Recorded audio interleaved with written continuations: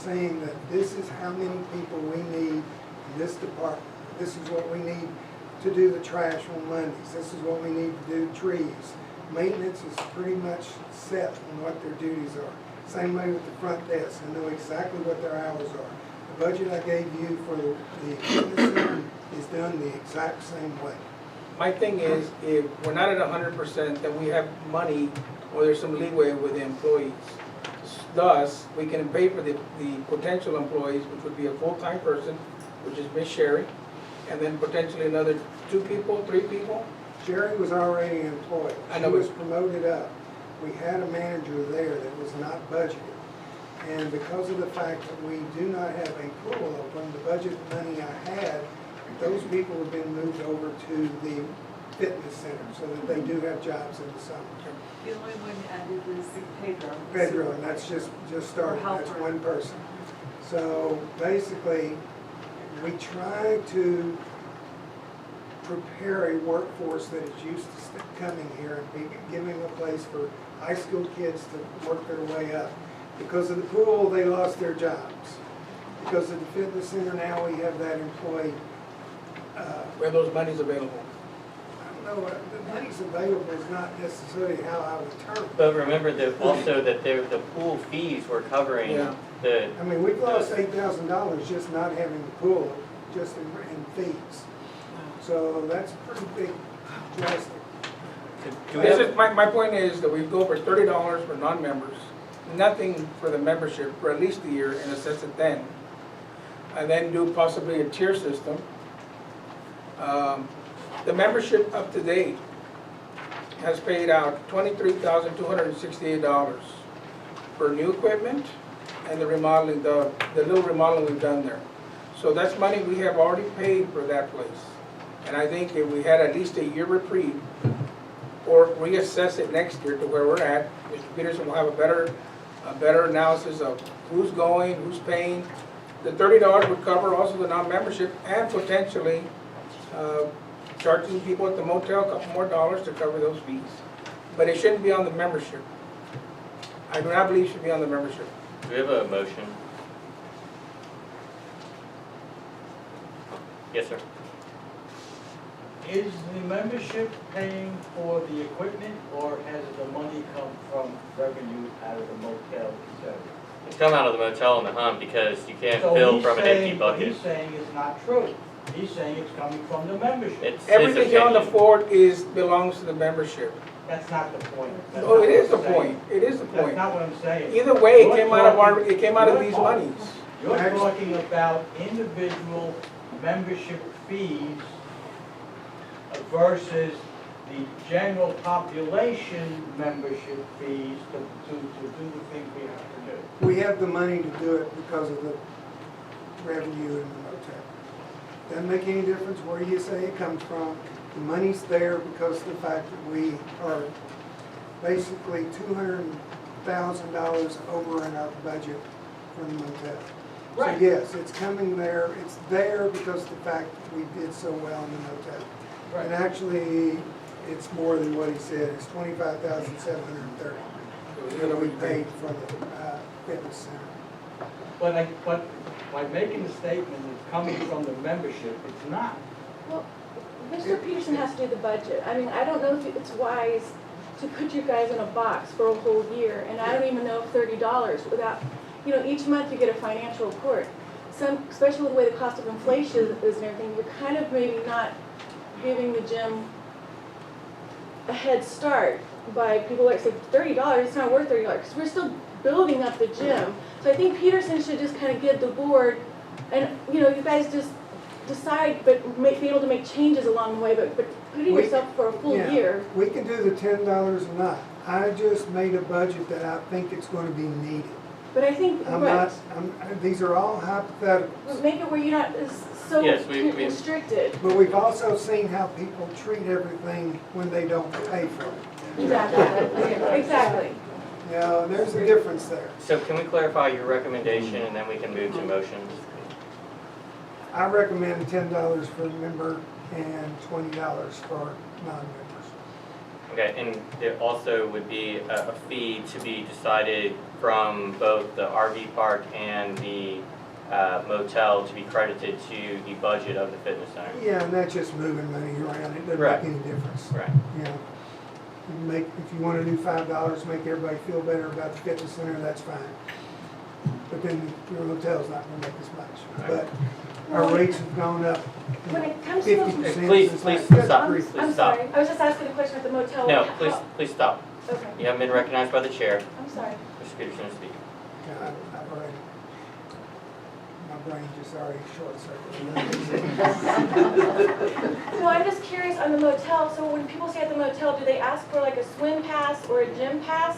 When they check into the gym, that list is then reconciled versus what they were saying at the motel, and that fee is credited back to the books of to the account for the gym. So, what, so it's not more, so say someone comes in there and is like, I don't wanna use the pool, I don't wanna use the gym. Then all that revenue goes to The the motel, motel. But you could just leave That's it as a industry flat standard, rate. correct? yes. So professionally, that's industry standard, that's why it's done that way. No, you've never been asked as to what, but when you go at a resort, you sign in or you check in with your room card and that's how they're tallying it. You're paying a Right. resort fee and that's how they're tallying it.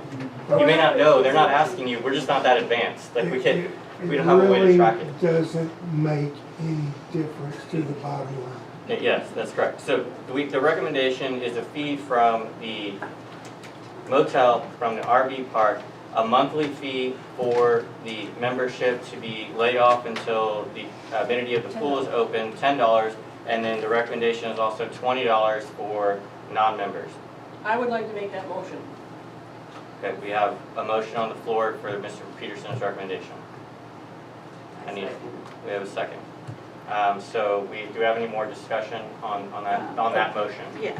Okay, go ahead. I would be okay with to start charging the non-members, the $20. But I guess if we could get the information before the, who knows when it's gonna rain. I don't feel like I have enough information. We just got his P&L, so, and there's just a lot of questions. This is the first discussion we as a board are having about fees and the structure of the fitness center. Okay. So could we amend it? Would you be willing to amend it to hold off on the member portion until we've had? Are we prepared to vote? No, well, so right now there's a motion on the floor. There's been Second. a motion made, it's been seconded, we're in discussion. Director Vale is asking for an amendment to your motion. If you want your motion to stand, then we can just move to a vote on the way the motion has been worded currently. I have one more thing to add. And so we're still in discussion. Okay, right now, for clarification, if we charge the members $10, it won't be until the pool opens. Correct. Meaning the pool is full and any of us can jump into the pool ready to go, and then at that time we'll assess, or it'll automatically kick in.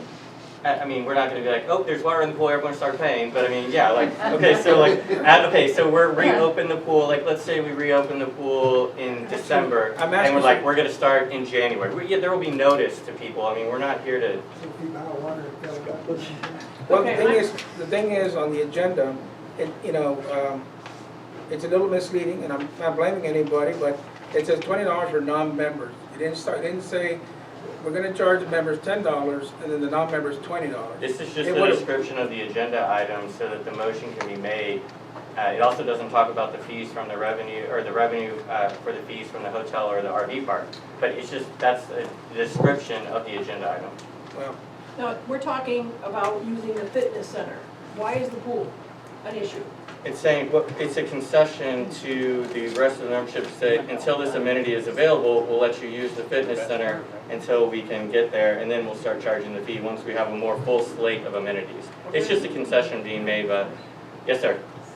So I just want a question clarification.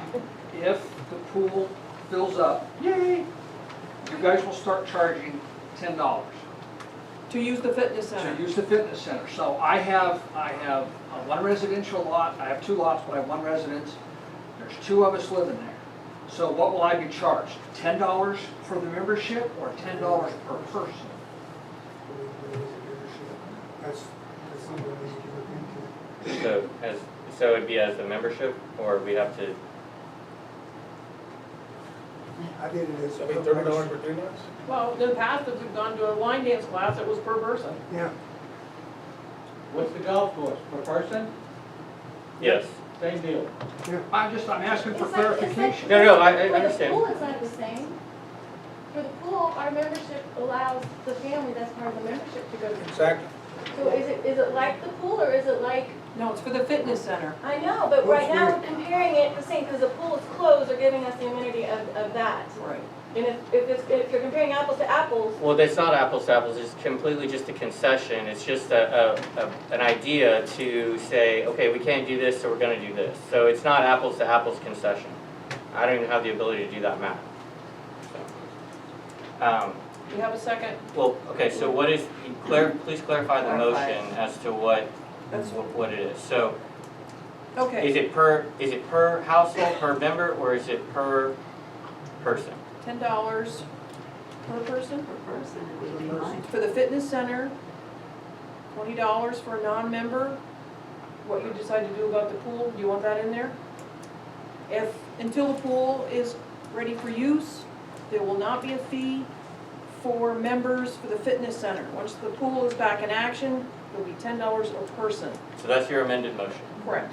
Okay, one more. Do we have a second for the amended motion? Okay. Discussion. Discussion. The pool is not used in July and February, so if the pool fills up in July and February, are we gonna start charging even though it's full? Well, it's not used in July. I mean, in January and February. I used. I mean, if the pool is full, if it's full in January and February, I bet there'll be people in there. you know, it's not, you know, it's not the peak time like I think Memorial if- Day to I- Labor Day. I think if the motion as it stands is when the pool opens, there will be a fee starting to assess the membership based on a per person basis. And remember, we can always evaluate this and amend this, and we can have another motion to amend the fees now and then. If everyone wants to do the homework, come up with a sliding scale, come up with whatever we want, that can be done at any time. We just need to set something at this point so we can get moving down the path. Well, I think the sliding scale right now is that the members, this membership, the FCA has already paid out That's not the motion on $25,000. the floor. Well, $25,000 have been paid already to do the fitness center. We're gonna charge the members once the pool goes up. That is the motion on the floor. So, do we have any more discussion? Vince had a question. Yes, What sir. if the pool never opens up? Well, then, start selling your bots because we're all done. So it's gonna be a race to the bottom at that point, so, I don't know. that is. Call your real estate agent. So you're saying that if, my husband and I, and we have 3 teenagers, we'd have to pay $50 a month in That's order for correct. us to As the use it. motion sits on the floor now, that is correct. That's pretty steep. That's I believe that pretty this steep. motion will be I think it should changed. be per member, $10 per membership, So then what would your calculation be for your household? $10. But your grandchildren aren't on your membership. No, So then the math, like apples to they apples, would be, well, It'd still be- it would be $40. $20. So, I mean, I think that there's work to do for the board to figure out a scale that's sliding, but currently, and I don't think we're anywhere near the pool opening. I think we have a month, and, you know, if we would take that on as work, we can work on this motion and then take on the work to amend the piece talking about the actual membership for the gym.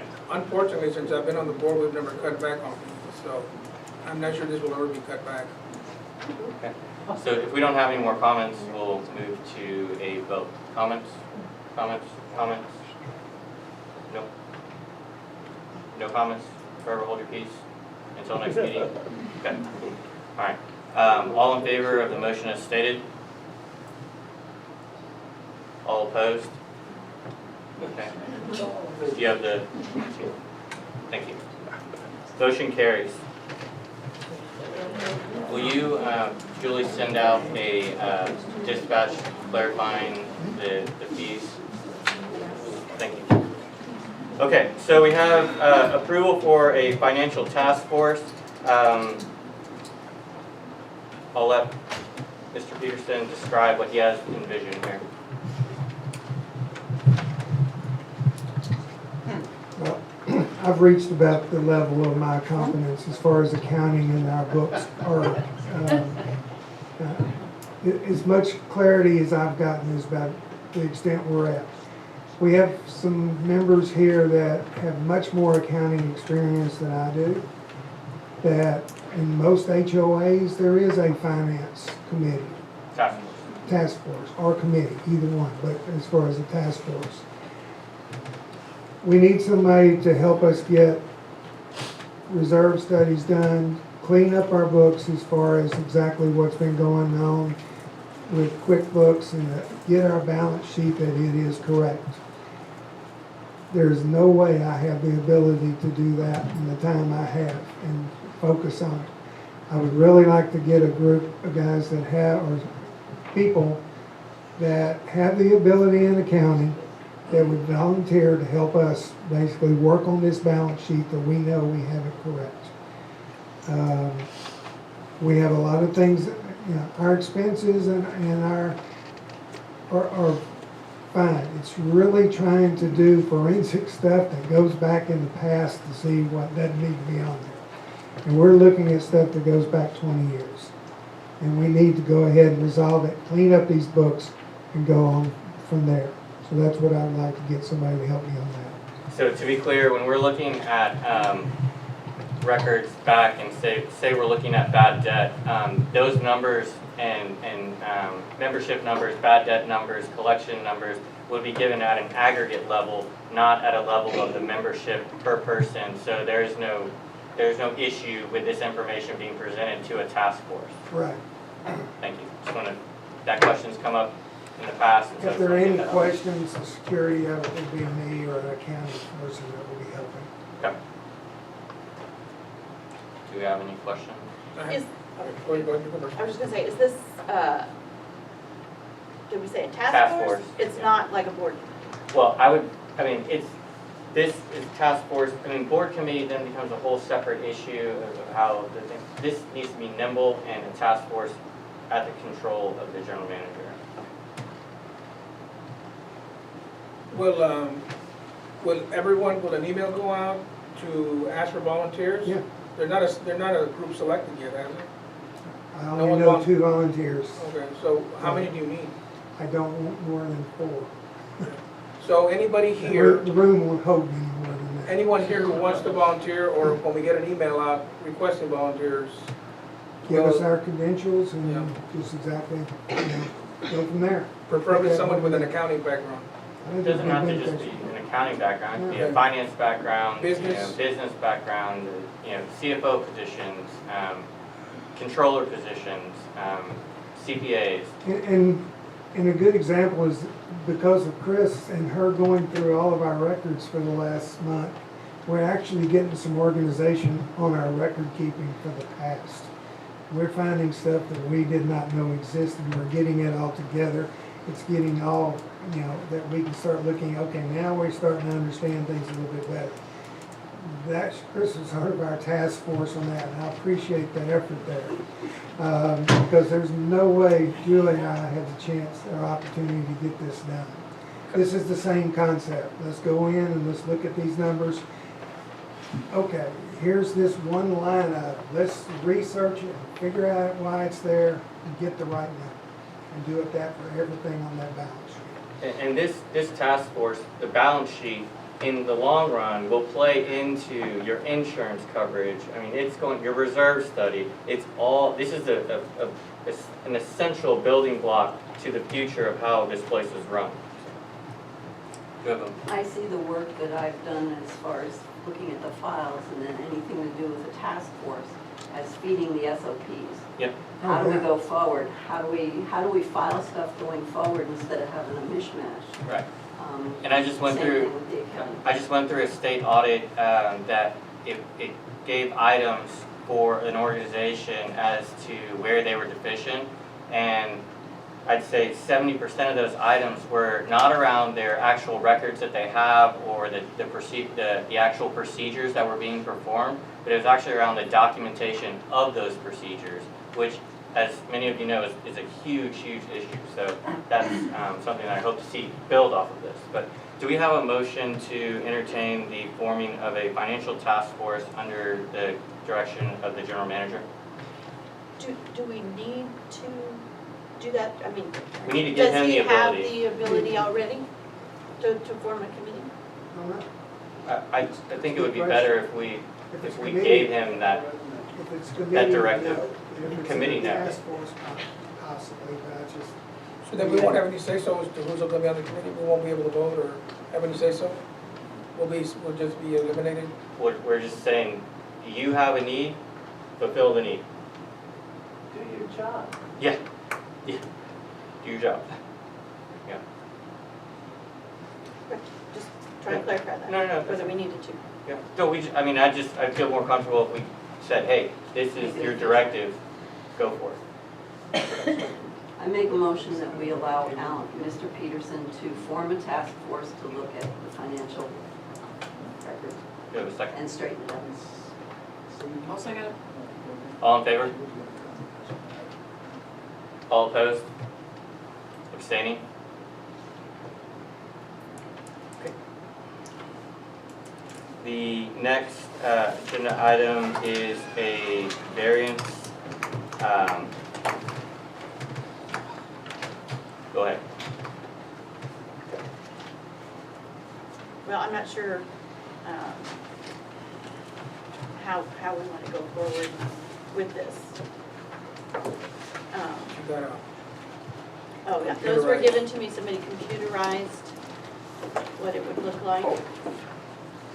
I think most everybody in here knows about this variance in Unit 15. I was originally in the majority when voting to deny the variance for Unit 15. And then immediately afterwards, it weighed heavy and I really felt like I made a mistake. I was asking to reconsider our motion as a person as part of the majority. With more information, I'm just going to read what I have here. With more information from the appraisal district, I believe it's unrealistic at this point to ask anyone to bring in a manufactured home that is less than 5 years old into Unit 15. Such an investment would most likely depreciate a very large degree because of surrounding properties. The properties in Unit 15, lots 146, 147, and 48, and the member would like to bring a 1999 manufactured home and install completely new siding, skirting, and my understanding is a roof. We have information about this member because the community has come out in force to help support them and show the support that they are a pillar to the community, to our youth, as both their local and school teachers. This is a second home for the members, and I'm sure budget is an issue. We want a great future for the fort, and we want our youth to prosper, and that takes mentors. I'm sure the community came out in force because the school does not want to lose these people. And as the board can see from the printout, the houses surrounding in Unit 15 are valued at $21,000, $30,000, $8,000, and $29,000. So to bring, and their ages are 1992, 93, 79, and one we're not even sure.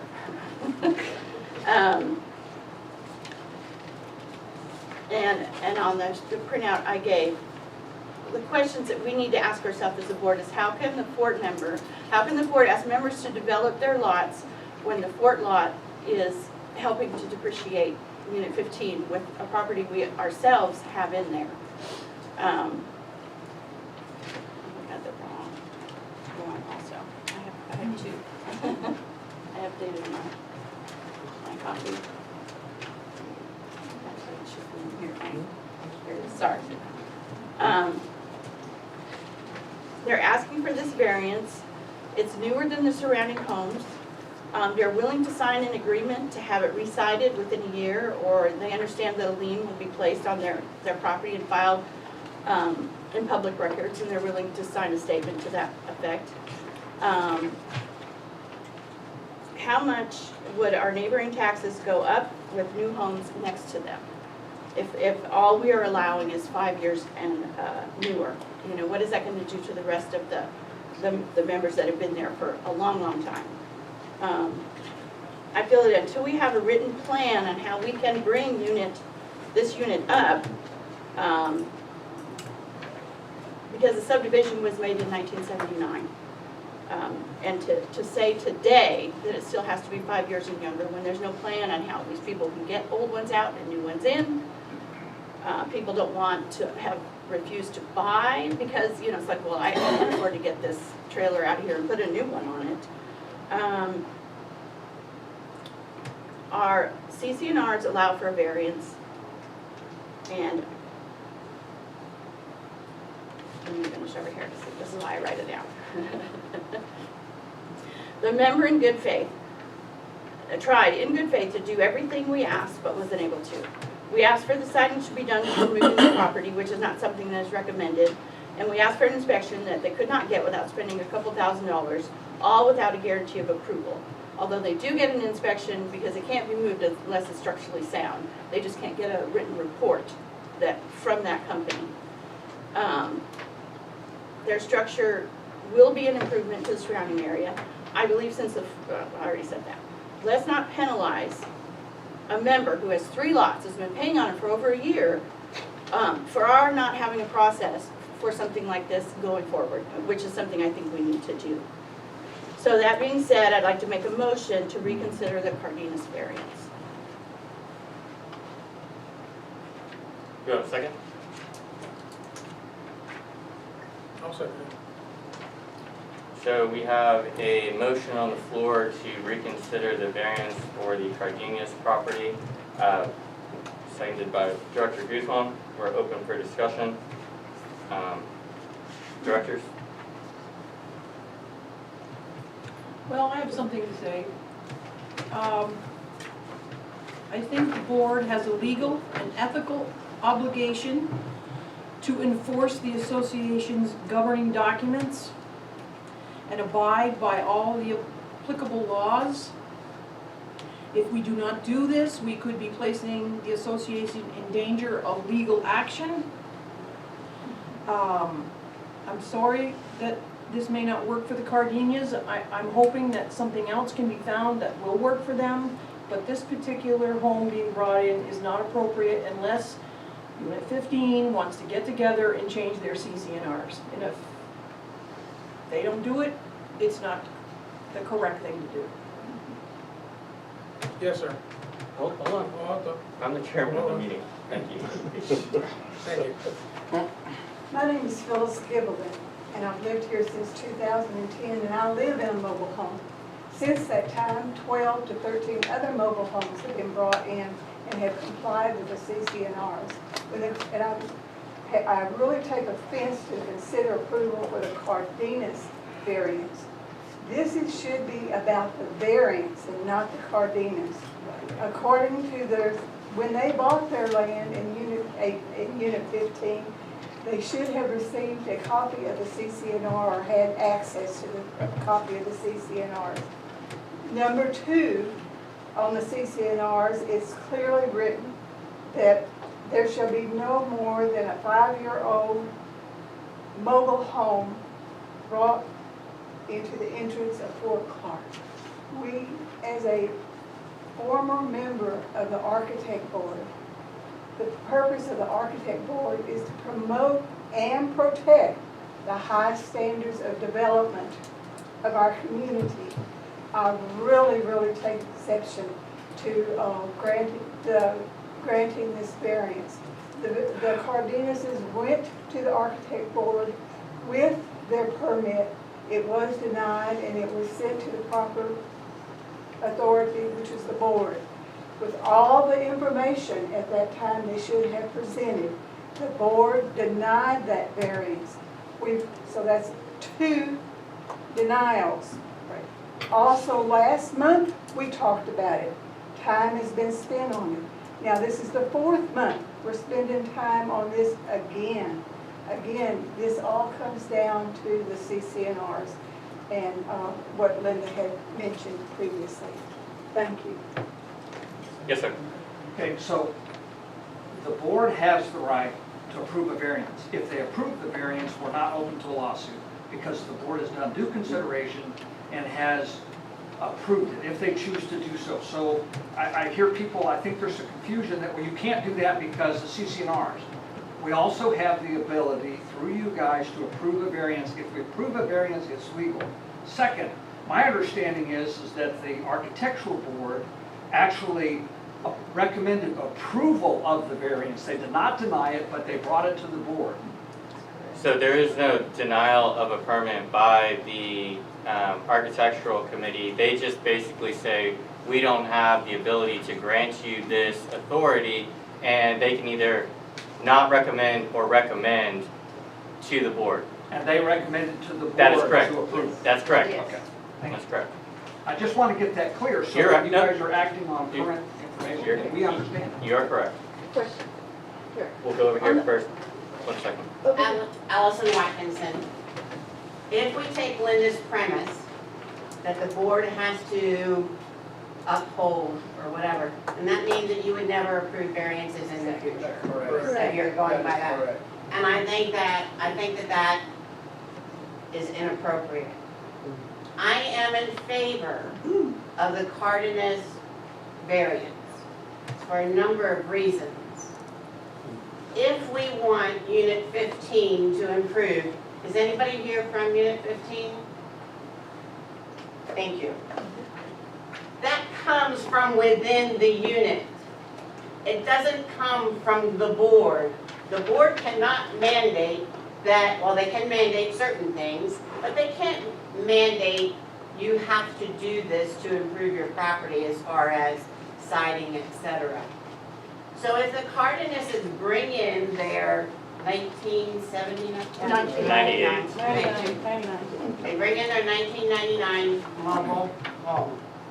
You have picture renderings of the siding they want to put on it. You have renderings of the skirt that they want to put on it. They bring that in, they have already improved the property. They have already helped their neighbors without having a home here yet. You bring the home in, and then everybody in Unit 15 sees what can be done with a mobile unit from 1999. Those folks in Unit 15 who have older homes don't have to go out and buy a new one to make improvements. They can put new siding on it and give it a facelift and change things from within. The inside of that mobile home has been completely rewired, has been completely replumbed, etc. And my understanding is the interior of that mobile home is in pristine condition. If the board had no intention of improving the variance, you should never have asked the Cardenases to go and do things knowing that you were not going to approve them to begin with. I think that there is a moral and ethical something here. I'm not sure what it is. But when you ask somebody to do something and they jump through your hoops the best they can and you still deny it because you never had any intention of doing it to begin with, then why ask somebody to do something? I want to clarify real quick. As Director Vale stated, there were things that we did ask them to do, and they were not able to achieve them. So there were no hoops that they were asked to jump through that we then just said, oh, thanks for doing that, but move on. That was never the case. They jumped through the hoops the best they could because they were not able to do something that would have incurred a cost, did you say, of $2,000? I don't know the exact amount, but it was Okay. within So, thousands, yeah. But the moving company did offer a fee for moving them. The moving company will not offer a fee or a proposal to move it and to set it up properly for inspection and everything else and get all of those without being confident that it is structurally sound to do so. So, I mean, and I do know the Cardenases personally, and they are colleagues of mine as well. But I think that we are looking at a variance. You're also looking at the people that you bring into the neighborhood, and the people who are willing to help others.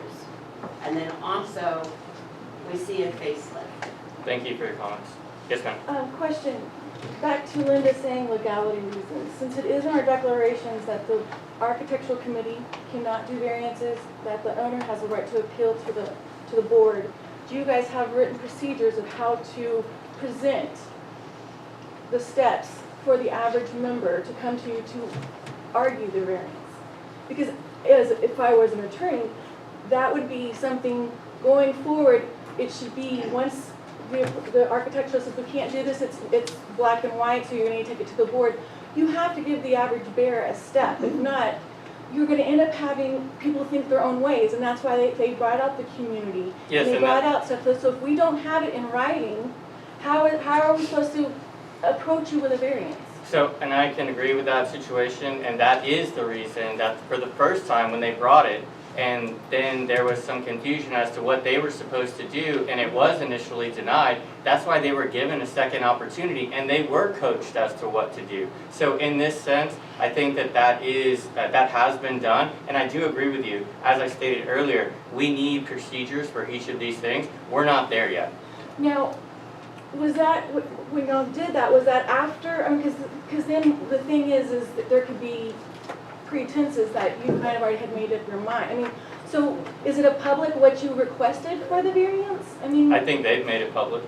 No, but what I'm just saying is, it's like, what are the steps for just anybody? Because, like I said, we have CCNRs from 1971, but in our declarations, it states that if the architecture cannot, they used to, and there was a variance in 27, right down the street. It was the Kuntz's house. That was brought in from town, and that was a variance because in unit 27, it has to be 2 years or newer. So the architecture did do a variance on that. So there has been a precedent where we have allowed. And the state law has changed. Well, our declaration says, what's a variance? Variance is, what is a variance? I guess that's where we need to start. A variance in what sense? I mean, what? Architectural, the HOA, what? You're basically saying that this is a situation that wasn't thought of during the process of putting this together, and this is something that should be allowed. That's as simple as it is. Well, then if there's something that's completely off the table, like, so if for sure that, because we're offering a variance, but say that you have a no-brainer is, it can't be, the year has to be 5 years or newer. There's no ifs, ands, or but. Then that needs to be articulated. Other than that, everyone's wasting their time. So we have to articulate what's already been articulated? What do you think of variance? A variance means it's 5 years or newer. A variance means it doesn't match the black and white. And that's why there's a vote for it.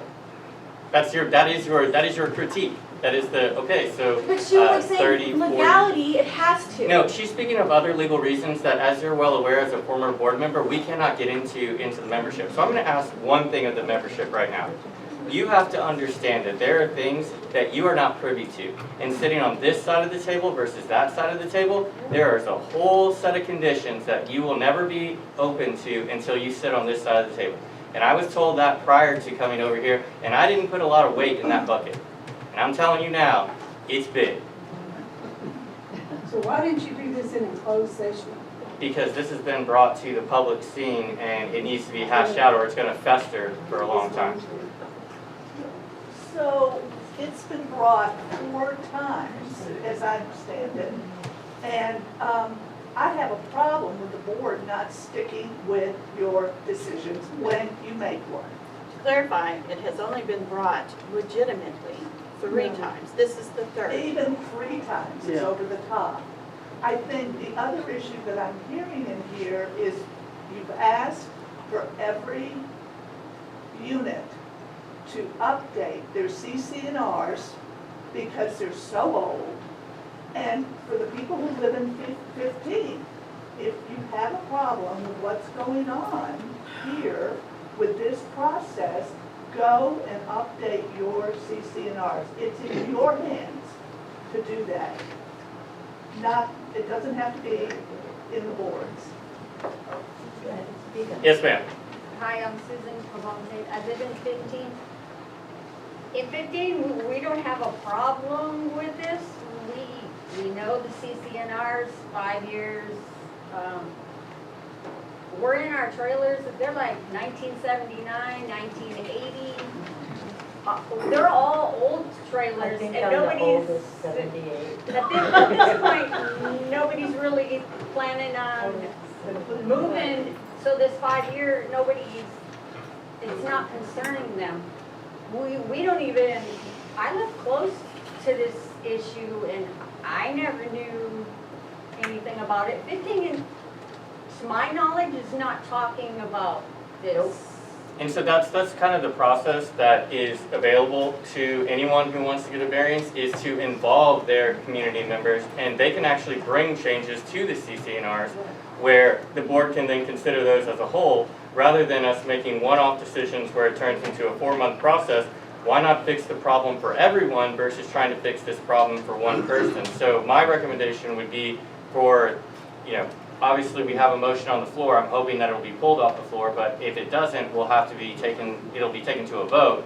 But in reality, this should be something that should be fixed in Unit 15 and brought to the board to consider a reinvention of the CCNRs. I think it would be a good example for the rest of the board as well.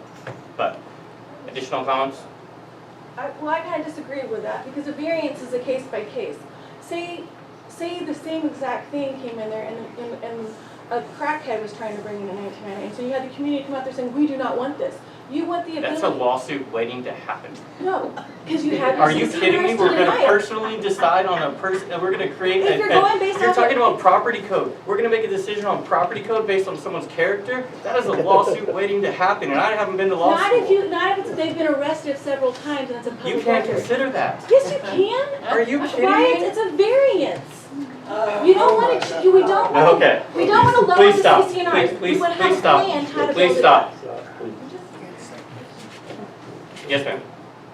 Just a question. When a variance is proposed for a unit, any unit, what is the process of taking into consideration that unit's opinion?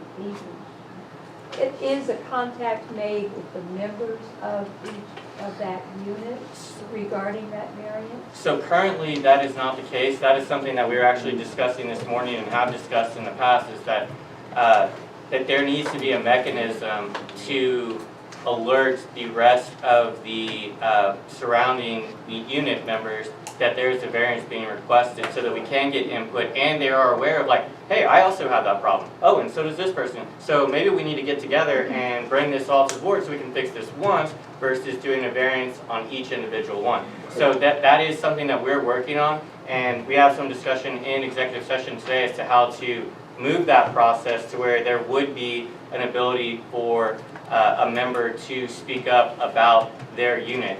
Currently, it's only done when someone expresses interest to say, I would like to address the board about a variance in my unit, but we need to change it to be more proactive where we're alerting people versus them just hearing about it and saying, okay, I'm gonna come do that. The reason I asked, I'm in unit 36 and that variance was granted. And everybody was shocked. Yeah. And it was like, how did that happen? Right. Not anything about the people attached to that variance. Right, just in general. Just in general, Yeah, because and we recognize that. We recognize definitely that there is a situation where we're cutting out a valuable source of information that needs to be addressed, and that's just been done by historically the way it was set up, and we do need to fix that, and that is something that we are looking at pressing. some of the board's oldest members live in unit 36, several of them. And they were of the opinion that someone, architectural committee, someone, would contact each property owner and let them know that the variance was being requested. In our case, the CCNR says that an RV hookup must be maintained with each site. And it was, so now we have one dwelling that doesn't meet that criteria. which is not, I mean, personally, it's not an issue, but I was wondering what the process was. And hopefully we'll get that out soon so that we avoid this kind of situation and that situation in the future.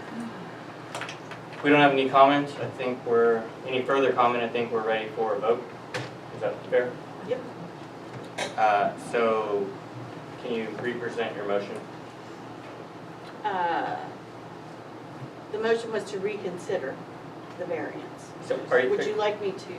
Are you asking to reconsider the variance as to bring it back or to vote on approving the variance as stated prior? The latter. So you would like to consider the variance as presented again?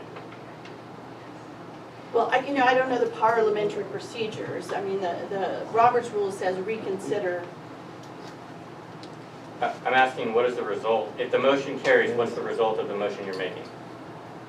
Well, I guess if it's the former, then we'll have to vote again for the approval. Right. Or if we can skip that step.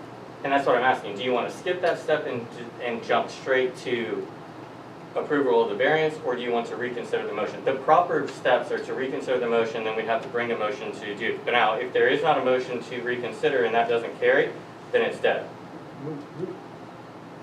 Say that again. If you bring a motion to reconsider and that motion does not carry, there is no further discussion on the variance. Right. You never get to discussion on the variance, is what I'm saying, which we've already had, but. Right. So, your motion is what? I feel like there's a trap there. There's no trap. I mean, I'll give you options, just say option A or option B. Option A, reconsider the motion that was made in the prior meeting you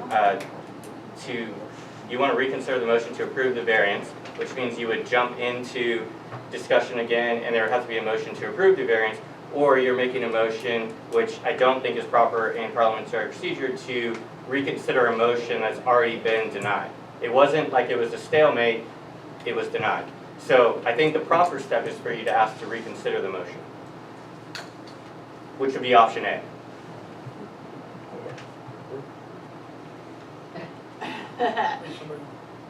Yes, sir. Just a comment, one, I also, although I don't live in 15, I'm for this. I think that we're covered. But I think that there's already been enough discussion that I thought the original motion was basically to hold a vote, and if that vote passes, the variance is approved. If that vote fails, the variance is disapproved. That's why I'm asking the person who made the motion what they were considering when they made the motion. And and I don't think that that's the proper way to proceed, but if that's the motion, then we have to vote on it. Well, then let me ask you this. If I am not doing the proper procedure, will it be voted down because I'm not doing the proper procedure? I mean, if you want me to stand on my head, we can figure this out. I mean, I don't know like exactly where you're going. I mean, what are you trying to achieve? Do you want to reconsider the motion? I don't think it matters either way. I think it's just in general what we're... I think she wants to change her vote. I'd like the person who's bringing the motion to tell me what they're trying to achieve. I'm trying to achieve, however we get to that point, to vote on this variance, to approve. Again. The proper procedure is to reconsider the motion, but you want to vote on the variance itself.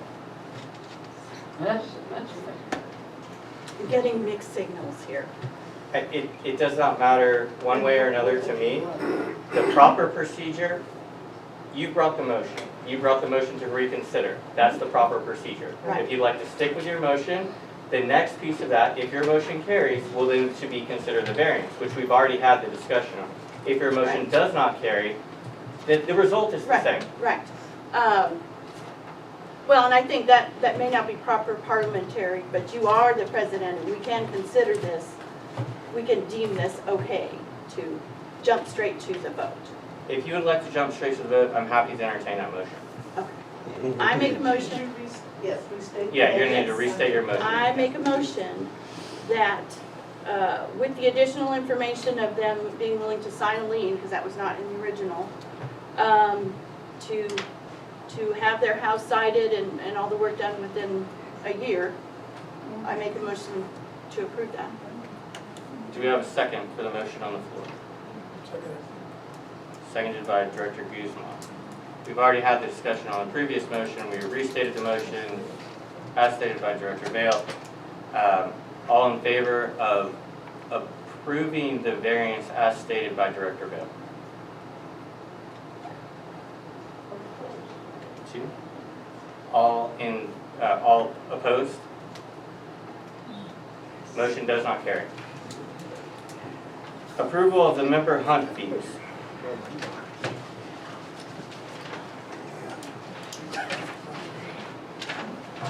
These are going to be fast. I'm making Matt's proposals for it. We found out we were way underpriced as far as our hunting fees, but we've already gone up on the non-member.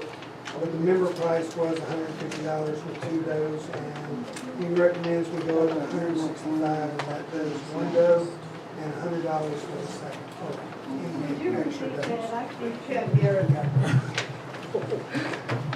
As far as a change of the membership fee, it would be and go up to $165 a year for the hunting, and it would be for 1 doe, and then each doe after would be for another $100. But that allows you access to the blinds whenever there's not a scheduled hunt at any time. So it's like a park pass. And we won't be doing as many rentals for blinds this year because of our trapping program. It's enabled us to bring in, a revenue stream that basically will allow us to not have as many hunters on the fort. And also, so last year we made a big effort to listen to what the membership said and keep one portion of the trails open year-round so that everyone had access to that amenity even during hunting season. As we move further into trapping and having less hunts and moving the hunts over to another part of the fort, we can keep more trails open. So we are doing this in an effort to make sure that amenities are available on a year-round basis. So there's that whole piece of this as well. When you say member, is that FRM, residential? All members. Well, any membership. Any membership. It's gonna go from 150 to 165? And that's for a pass. Yeah. Yeah. But 1 doe. 1 doe and then 100 after that for each additional doe. And before it was 150 for 2 does. So it's 165. It'll now be 265 for 2 does versus 150, but you have unlimited opportunities to get that does. And that's the only recommendation for changes, or are we doing these? Well, the other changes are done for non-members. Okay. So we're only, I see. We're only voting on the membership piece of it. Okay. So do we know how many people, how many members or residential people avail themselves of the hunt program? Do we have a breakout of that? I have not seen that recently. So Hold on 1 second. We're still in board discussion. And, I don't know if it's possible or, but if we could tier this like we've talked about doing other things. If you have a house and you live here and you're a residential. Well, we have. This is much cheaper than what we charge as non-members. Well, but we have residential, people that live here. We have people that own lots here. And then we have people that don't own lots that have FRMs. So if we don't have a ton of residentials that hunt, why can't we lower price for residentials? It also goes back to if we want people to move here, we need to give them a good reason. Where does this stand in comparison? I think this goes along with what you're asking. Yeah. Where does this stand in comparison to other, there probably are no other HOAs, I'm going to not get that have the ability to have a hunt program as well. Pretty much the ones that we've been told about are charging almost double what we charge. So, and I'll give you a little anecdotal. The president of the EWA came down to the fort and was saying, that's who does the trapping. And he almost fell out of his chair when he found out what we were charging, even to our members. He was like, that is, he was like, the ranchers and the other hunt programs around you have just gotta be extremely upset with the rates you're charging. Yeah. Well, but we don't offer the same thing that the ranches around us do. We offer more. Yeah, Because this is a day pass. This is like you come until you can shoot. Like, I mean, if you can't hit the broadside of a barn, you can still come out here every day until you go to a ranch and it's $1,000 whether you can shoot or not. So, yeah. I think the difference is the people who are stakeholders to the people who are just have a membership. That's the difference. Sure. I'm just wondering what the charge is, in other locations. I don't hunt here, but I own a house here. I'm a stakeholder. I'm just saying, was that considered? That's all I'm saying. Why don't we just keep the residents have the same as what was last year? Residents, same as last year, other memberships. Go up. That works. Okay. Yes, ma'am. Okay, so when Bill and I were on the board and Dustin, when we did this, and it's a little low, we had 3 tiers. You have your residential, and I still think it's too low. $50 for the season for people that have a residential. So say we do $165 for the season for people that have a residential. If you just have a lot or an FRM, then it'd be the $165 a day. And then if you don't belong here at all and you're just coming in, then double the $165 for your non-members, so that way maybe you can sell some FRMs. But the best price would be for the season for your vested. I don't know, there's probably not that many homeowners that really hunt, but it is a nice perk. And I think that's what Mr. Peterson just stated. I really think we're overthinking it. I do too, especially. It's, Okay, so yes, sir. You're talking, like you had mentioned before, apples and oranges. You're trying to set a fee for doing whatever on the 4th, but then don't raise my rates. So if you're going to stay where you are on the amenities, if you want to call these things amenities, your fees have to go up. So how can you say, don't raise the fees on this, but don't raise my assessments? You can't do that. This is a business. That's And a if fair you point. want to stay in business, you better bring in the money. and I would say from a non-resident, non-member, somebody coming on the board, y'all really undersell it for it. Everybody here sits there and says, oh, we have to give things away, we're such a bad place. Give me a break, this is one of the nicest places I've been. This has so much to work with, it's embarrassing that we're saying that. So in other words, instead of lowering the bar, we need to be raising the bar. And I'm just for more anecdotal evidence. I remember back in the 90s when my grandmother was renting out her place to hunters. Because of the fees that were being charged, what was coming in, I mean, the houses were just being destroyed. That's what happens to our property. If we market ourselves that way, that's where we end up. It just brings a different level of the clientele. What do we charge non-members now?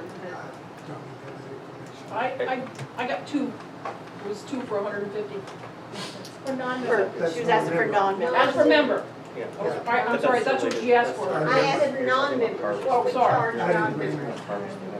Sorry. Versus going I was not prepared for that. I have no idea what non-members are charged. It's on the website. Yeah, that's where I'm going. And it is gonna go up. Do you sort of look at the other ranches, what they're doing? Well, we're getting a lot more money from what we're getting trapped than what we got from hunters. So if we're charging, and this is a good reference point. So when we're charging 165 for the first and then 100 for the second, if we trap a doe, which we do 10 to 12 at a time, it's $250 per head. We shouldn't be hunting at all with that math. So I think we made, what, 10,000 last month on trapping? yeah. Well, then, So, if you on wanna the flip talk- side, couldn't you say, well, we're making extra money, so we can afford to let the residents get it cheaper? Oh, there's always giveaways. But you're saying you could do the 150 for two? Let's hear. These are $220 per day with one doe, access or whitetail per day limit. Non-members. The other buck, then a whitetail call buck shot will incur additional buck fee. Access bucks are $2,500.